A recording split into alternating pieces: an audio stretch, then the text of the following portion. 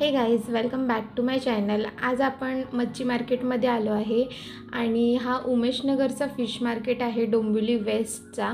तिथे खूप स्वस्तमध्ये मच्छी मिळतात।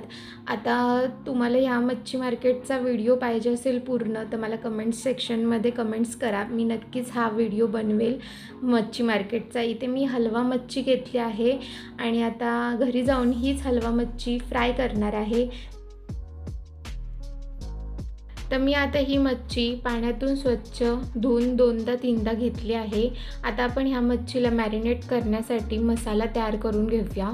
तर इथे मी एक वाटी घेतली आहे, त्यामध्ये आपण मालवणी मसाला 1.5 चम्मच घेतो आहे आणि चवीनुसार मीठ, हळद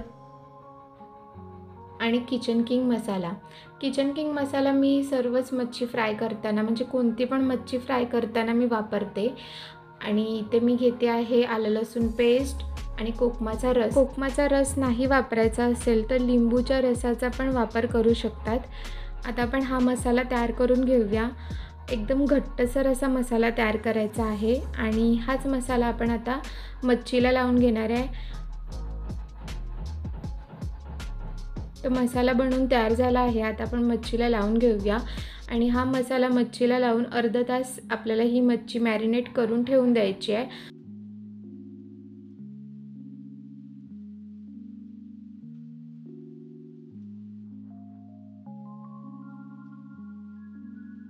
आता आपण ही मच्छी क्रिस्पी करण्यासाठी वरच्या साईडने जी कोटिंग तयार करणार आहे त्याचं पीठ तयार करून घेऊया।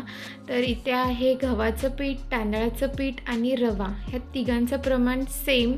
त्यानंतर मसाला आणि मीठ। मसाला आणि मीठ आपण थोडंसंच वापरणार आहे, कारण आधीच आपण मच्छीलासुद्धा मसाला मीठ लावून घेतला आहे म्हणून।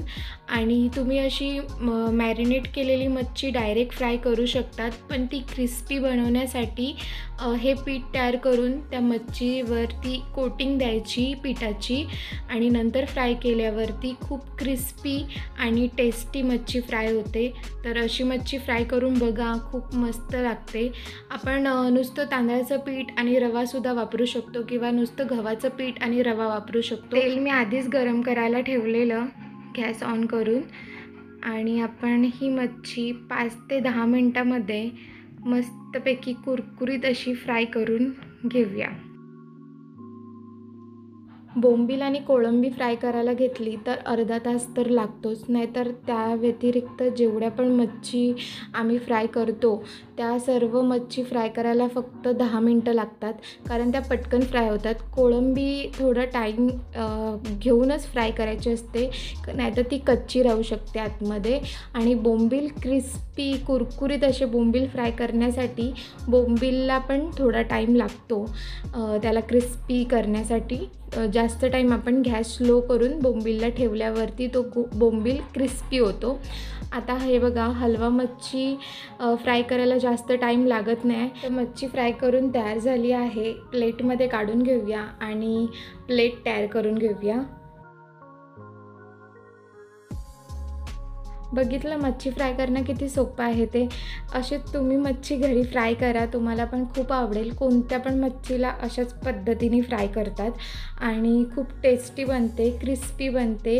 तर तुम्ही नक्की ही रेसिपी ट्राय करा घरी। आणि तुम्हाला आजचा हा मच्छी फ्राय रेसिपीचा व्हिडिओ आवडला असेल तर व्हिडिओला लाईक करा, फ्रेंड्स अँड फॅमिलीमध्ये शेअर करा आणि तुम्ही माझ्या चॅनलवर नवीन असाल तर चॅनलला सबस्क्राईब करा। आता आपण भेटूया नेक्स्ट रेसिपी व्हिडिओमध्ये।